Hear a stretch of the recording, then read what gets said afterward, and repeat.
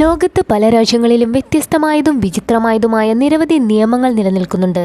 അത്തരത്തിൽ നിരവധി നിയമങ്ങൾ നിലനിൽക്കുന്ന അധികമാരും എക്സ്പ്ലോർ ചെയ്യാത്ത ഏഷ്യയിലെ ഒരു രാജ്യമാണ് തുർക്ക്മെനിസ്ഥാൻ.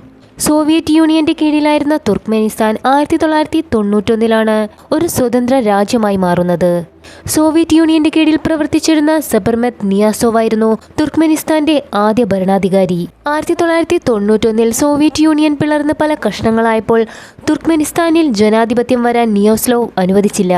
തുടർന്ന് പൂർണ്ണമായും ഒരു ഏകാധിപത്യ ഭരണത്തിന് അദ്ദേഹം തുടക്കം കുറിച്ചു.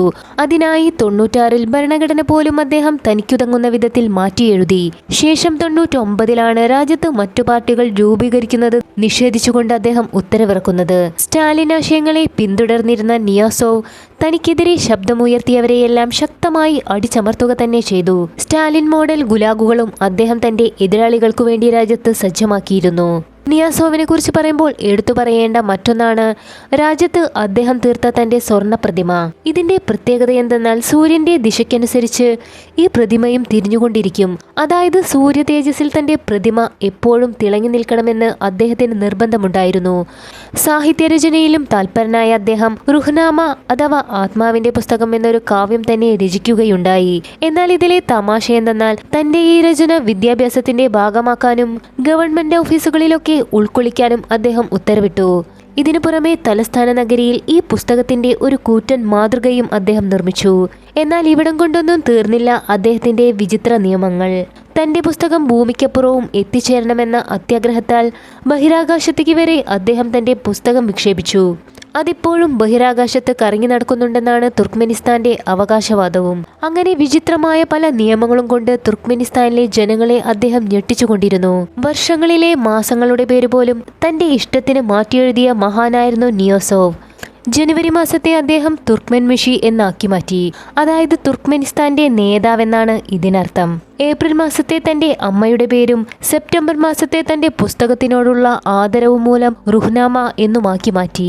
അക്കാലങ്ങളിലൊക്കെ തന്നെ ഇന്റർനെറ്റ് ലോകമാകെ വ്യാപിച്ചുകൊണ്ടിരിക്കുന്ന ഒരു സമയമായിരുന്നു. എന്നാൽ ഇതൊന്നും അത്രയ്ക്കങ്ങോട്ട് അദ്ദേഹത്തിന് രസിച്ചിരുന്നില്ല. ഉടനെ രാജ്യത്ത് ഇന്റർനെറ്റ് കഫേകൾ അദ്ദേഹം നിരോധിച്ചു. പൂർണ്ണമായും രാജ്യത്തെ ഇന്റർനെറ്റ് ഗവൺമെന്റിന്റെ കൺട്രോളിലാക്കി മാറ്റി. തന്റെ ജനങ്ങൾ അനാവശ്യമായി സമയം പാഴാക്കരുത് എന്നതിനാൽ തന്നെ ഒപ്പേറ, ബാലെ, സർക്കസ് എന്നിവയും അദ്ദേഹം നിരോധിച്ചു. അതുപോലെ തന്നെ ചെറുപ്പക്കാർ മുടി നീട്ടി വളർത്തുന്നതിനും താടി വളർത്തുന്നതിനും അവിടെ ഇപ്പോഴും നിരോധനം നിലനിൽക്കുന്നുണ്ട്. സ്ത്രീകൾ ടിവിയിൽ വരുമ്പോൾ മേക്കപ്പ് ചെയ്യുന്നതും അവർ സ്വർണ്ണപ്പല്ലുകൾ വയ്ക്കുന്നതും അദ്ദേഹം വിലക്കി. അങ്ങനെ തന്റെ ഭരണകാലഘട്ടത്ത് വിചിത്രമായ പല നിരോധനങ്ങളും അദ്ദേഹം ഏർപ്പെടുത്തി. 2006 അദ്ദേഹത്തിന്റെ മരണശേഷം ബെർഡി മുഹമ്മദോവ് തുർക്ക്മെനിസ്ഥാന്റെ പുതിയ ഭരണാധികാരിയായി മാറി. നിയാസോവ് മരിക്കുന്നതിന് മുൻപ് തന്നെ തന്റെ ഡെന്റിസ്റ്റായ ബെർഡി മുഹമ്മദോവിനെ രാജ്യത്തിന്റെ ഭരണാധികാരിയായി പ്രഖ്യാപിക്കുകയായിരുന്നു. അങ്ങനെ ഭരണത്തിലേറിയ മുഹമ്മദോവ് ആദ്യം ചെയ്തത് നിയാസോവിന്റെ പല നിയമങ്ങളും എടുത്തു കളയുകയായിരുന്നു. മാസങ്ങളുടെ പേരുകളെല്ലാം തന്നെ അദ്ദേഹം പഴയതുപോലെയാക്കി മാറ്റി. റുഹ്നാമ എന്ന പുസ്തകവും അദ്ദേഹം രാജ്യത്ത് ബാൻ ചെയ്തു. ഇതിനെല്ലാം പുറമെ നിയാസോവിന്റെ പ്രതിമകളെല്ലാം തന്നെ അദ്ദേഹം പൊളിച്ചു കളഞ്ഞു. തുർക്ക്മെനിസ്ഥാനിലെ ഒരു പ്രശസ്തമായ പ്രതിഭാസമാണ് ഗേറ്റ് ഓഫ് ഹെൽ. അതായത് ഈ രാജ്യം സോവിയറ്റിന്റെ ഭാഗമായിരുന്ന സമയത്ത് അവിടെ വല്ല പ്രകൃതി വാതകങ്ങളുമുണ്ടോ എന്നറിയാനായി പല പ്രവർത്തനങ്ങളും ഇവിടെ നടന്നിരുന്നു. ഈ പ്രവർത്തനങ്ങളുടെ ഫലമായി ഒരു വലിയ ഭൂഗർഭ ഗുഹയ്ക്കുള്ളിൽ പ്രകൃതിവാതകത്തിന്റെ നല്ലൊരു നിക്ഷേപവും അവർ കണ്ടെത്തി. ഇത് പുറത്തെത്തിക്കാനായി ഈ ഗുഹാമുഖത്ത് തന്നെ ഒരു പ്ലാറ്റ്ഫോമും ഇവർ നിർമ്മിച്ചു. എന്നാൽ ഉൽപാദനം നടന്നുകൊണ്ടിരിക്കെ ഈ പ്ലാറ്റ്ഫോം ഗുഹയ്ക്കുള്ളിൽ വീണു പോവുകയും ചെയ്തു. അതോടെ ഒരു ഭീമൻ ഗർത്തം അവിടെ രൂപപ്പെട്ടു. തുടർന്ന് അന്തരീക്ഷത്തിലേക്ക് വലിയ തോതിൽ മീഥേൻ വാതകം ചോർന്നു പോകാനും ഇത് കാരണമായി. എന്നാൽ ഇത്തരം സാഹചര്യങ്ങളിൽ ചെയ്യാൻ പാടില്ലാത്ത ഒരു കാര്യം അവരവിടെ ചെയ്തു. അതായത് അവരവിടെ തീ കൊളുത്തി. 1971 അവർ കൊളുത്തിയ ആ തീ ഇന്നും അവിടെ കത്തിക്കൊണ്ടിരിക്കുന്നുണ്ട്. അതാണ് ഗേറ്റ് ഓഫ് ഹെൽ എന്നറിയപ്പെടുന്നത്. ലോകത്തിൽ ഏറ്റവും കൂടുതൽ പ്രകൃതിവാതകമുള്ള രാജ്യങ്ങളിൽ ഒന്നാണ് തുർക്ക്മെനിസ്ഥാൻ. എന്നാൽ നിയാസോവിന്റെ കാലത്ത് അവയെ വേണ്ട വിധത്തിൽ അദ്ദേഹം പ്രയോജനപ്പെടുത്തിയിരുന്നില്ല. നേരെ മറിച്ച് മുഹമ്മദോവ് ആണെങ്കിൽ ജനക്ഷേമത്തിന് വേണ്ട കാര്യങ്ങളെല്ലാം തന്നെ നടപ്പിലാക്കുകയും ഒപ്പം പ്രകൃതിവാതകങ്ങളെ കൂടുതൽ ഉപയോഗപ്പെടുത്തി തന്റെ ജനങ്ങളെ ഒരു പുരോഗതിയിലേക്ക് എത്തിക്കാൻ ശ്രമിക്കുകയും ചെയ്തു. പുതിയ ഭരണാധികാരിയിൽ തുർക്ക്മെനിസ്ഥാൻ ജനതയ്ക്ക് വളരെയേറെ പ്രതീക്ഷയുണ്ടായിരുന്നു. എന്നാൽ പോകെ പോകെ മുഹമ്മദോവും നിയാസോവിന്റെ അതേ പാതയിലേക്ക് എത്തി തുടങ്ങി. അതിന്റെ ആദ്യപടിയായി സ്വർണത്തിൽ പൂശിയ തന്റെ വലിയൊരു പ്രതിമ തന്നെ അദ്ദേഹം രാജ്യത്ത് സ്ഥാപിച്ചു. കുതിരകളിലേറെ തൽപരനായ അദ്ദേഹം കുതിരപ്പുറത്തിരിക്കുന്ന രീതിയിലായിരുന്നു പ്രതിമ നിർമ്മിച്ചത്. ഒരു കുതിരപ്രേമിയായിരുന്ന മുഹമ്മദോവ് കുതിരകളെപ്പറ്റി 4 പുസ്തകങ്ങളും രചിച്ചു.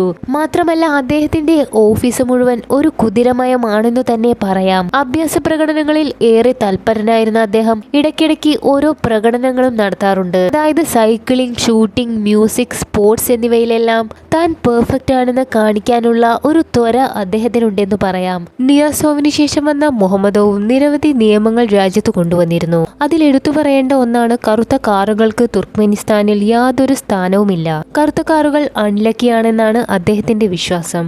തുർക്ക്മെൻ ജനതയുടെ വിവാഹത്തിനും പ്രത്യേക നിയമങ്ങൾ നിലനിൽക്കുന്നുണ്ട്. വിവാഹാഘോഷവേളയിൽ ഒരിക്കലും വെസ്റ്റേൺ മ്യൂസിക്കുകൾ ഉപയോഗിക്കാനുള്ള അനുവാദമില്ല. സ്വന്തം രാജ്യത്തിന്റെ സംഗീതം മാത്രമേ ഉപയോഗിക്കാനാകൂ. തുർക്ക്മെനിസ്ഥാനിലെ സ്ത്രീകൾക്കൊന്ന് ഡൈ ചെയ്യാനോ ഐലാഷ് എക്സ്റ്റൻഷൻ ചെയ്യാനോ പ്ലാസ്റ്റിക് സർജറികൾ, നെയിൽ പോളിഷ് എന്നിവയൊന്നും ചെയ്യാൻ അവിടെ അനുവാദമില്ല. അതിനെല്ലാം നിരോധനം നിലനിൽക്കുന്ന ഒരു രാജ്യം കൂടിയാണിത്. ഇത്തരം നിയമലംഘനങ്ങൾ നടക്കുന്നുണ്ടോ എന്നറിയാനായി ഇടയ്ക്കിടയ്ക്ക് പോലീസിന്റെ ചെക്കിങ്ങും ഉണ്ടായിരിക്കും. അഥവാ പിടിക്കപ്പെട്ടാൽ തന്നെ വൻതോതിൽ പിഴ ഈടാക്കുകയോ അല്ലെങ്കിൽ ബ്യൂട്ടീഷ്യൻ ഉൾപ്പെടെ ജയിലിൽ ശിക്ഷ അനുഭവിക്കേണ്ടതായി വന്നേക്കാം. അതുപോലെ തന്നെ 2000-ന് മുൻപ് വരെ സ്ത്രീകൾക്ക് ഡ്രൈവിംഗ് ലൈസൻസ് എടുക്കാനുള്ള അനുമതി ഇവിടെ ഉണ്ടായിരുന്നില്ല. എന്നാൽ പിന്നീട് ലൈസൻസ് എടുക്കാമെന്നൊരു നിയമം വന്നെങ്കിലും അതിന് നിരവധി റെസ്ട്രിക്ഷൻസ് ഉണ്ടായിരുന്നു. നിലവിൽ 10,000 സ്ത്രീകൾക്കാണ് തുർക്ക്മെനിസ്ഥാനിൽ ഡ്രൈവിംഗ് ലൈസൻസ് ഉള്ളത്. എന്നാൽ ലൈസൻസ് ഇല്ലാതെ പലരും വണ്ടിയോടിക്കാൻ തുടങ്ങിയതോടെ 2018-ൽ ഗവൺമെന്റ് നിയമം പുതുക്കുകയും ചെയ്തു. ഇത്തരത്തിൽ ലൈസൻസ് ഇല്ലാതെ സ്ത്രീകൾ വാഹനമോടിക്കുന്നതിനാൽ തന്നെ സ്ത്രീകൾ വാഹനമോടിക്കുന്നത് പോലും പിന്നീട് ഗവൺമെന്റ് താൽക്കാലികമായി നിരോധിച്ചു. തുടർന്ന് പല ചർച്ചകൾക്കൊടുവിൽ വീണ്ടും വാഹനമോടിക്കാമെന്ന നിയമം 2020-ൽ കൊണ്ടുവന്നെങ്കിലും സ്വന്തമായി വാഹനമുള്ളവർക്ക് മാത്രമേ അതിനുള്ള അനുവാദമുള്ളൂ. അഥവാ ഇനി സ്വന്തമായി ഒരു സ്ത്രീക്ക് കാർ വാങ്ങണമെങ്കിൽ തന്നെ 40 വയസ്സ് കഴിഞ്ഞവർക്ക് മാത്രമേ വാങ്ങാനാകൂ. ഇനി മറ്റൊരു വിചിത്രമായ നിയമം എന്തെന്നാൽ കാറിന്റെ ഫ്രണ്ടിലിരിക്കാൻ സ്ത്രീകൾക്ക് ഇവിടെ യാതൊരു അനുവാദവുമില്ല. വണ്ടിയോടിക്കുന്നയാളുടെ ഭാര്യയോ അമ്മയോ മകളോ ആണെങ്കിൽ ഫ്രണ്ടിലിരിക്കാം. അല്ലാത്ത പക്ഷം സ്ത്രീകൾ പുറകിലിരിക്കേണ്ടതാണ്. സ്ത്രീകളുടെ വസ്ത്രധാരണത്തിനും ഇവിടെ കടുത്ത നിയന്ത്രണങ്ങളുണ്ട്. ഒരു തരത്തിലുള്ള മോഡേൺ വസ്ത്രങ്ങളും ഇവിടെ അലൗഡ് അല്ല. തുർക്ക്മെനിസ്ഥാന്റെ തനതായ വസ്ത്രങ്ങൾ മാത്രമേ സ്ത്രീകൾ ധരിക്കാൻ പാടുള്ളൂ. ഇതൊരു ഇസ്ലാമിക രാജ്യമാണെങ്കിലും ഇവിടെ ഹിജാബിനും വിലക്ക് നിലനിൽക്കുന്നുണ്ട്. അങ്ങനെ പറഞ്ഞാലും തീരാത്തത്ര നിയമങ്ങളാണ് ഈ ഒരു രാജ്യത്ത് ഇന്നും നിലനിൽക്കുന്നത്. സ്വതന്ത്രമായി നമുക്കൊന്ന് ശ്വാസം വിടാൻ പോലും ഇവിടെ കുറച്ച് ബുദ്ധിമുട്ടാണെന്ന് പറയാം. മാത്രമല്ല ലോകത്ത് ഏറ്റവും കുറവ് വിനോദസഞ്ചാരികൾ എത്തുന്ന ഒരു രാജ്യം കൂടിയാണിത്. തീർത്തും ഒറ്റപ്പെട്ടു കിടക്കുന്ന ഈ രാജ്യത്തിലെ പൊതുയിടങ്ങളെല്ലാം തന്നെ വിജനമായി കിടക്കുന്നത് നമുക്ക് കാണാം. മനുഷ്യാവകാശ ലംഘനങ്ങളുടെ കാര്യത്തിൽ ഇപ്പോഴും എടുത്തു പറയേണ്ട ഒരു രാജ്യം തന്നെയാണ് തുർക്ക്മെനിസ്ഥാൻ. തുർക്ക്മെനിസ്ഥാനെ കുറിച്ച് എന്താണ് നിങ്ങളുടെ അഭിപ്രായം? നിങ്ങൾ ഇങ്ങനെയൊരു രാജ്യത്ത് ജീവിക്കാൻ ഇഷ്ടപ്പെടുമോ? എന്തായാലും ഇത്തരത്തിൽ മറ്റൊരു വീഡിയോയുമായി നമുക്ക് വീണ്ടും കാണാം.